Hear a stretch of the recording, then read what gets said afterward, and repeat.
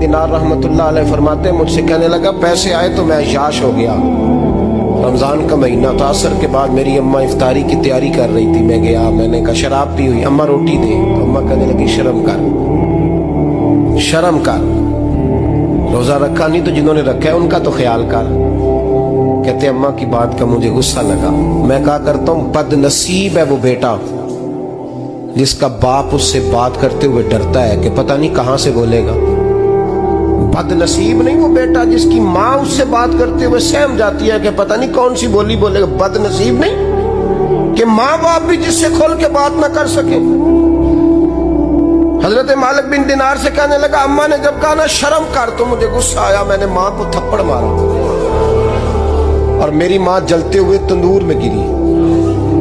लोगों ने मुझे पकड़ के अंदर बंद कर दिया कमरे में। सारी रात में शोर सुनता रहा पर नशे में धोत रहा। सवेरे आंख खुली तो मेरी बीवी बैग बांध रही थी। मैंने कहा कहाँ जा रही हो? कहने लगी जो माँ का नहीं बना मेरा कैसे बनेगा। तो मैंने कहा मेरी अम्मा का वो तो लोगों ने रात को ही दफन कर दी जनाजा पढ़ के।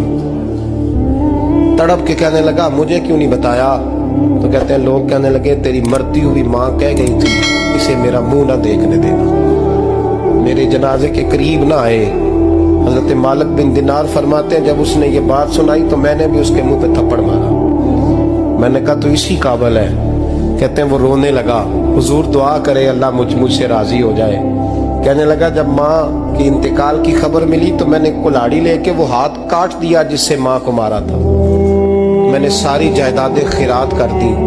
24 साल हो गए, 24 साल।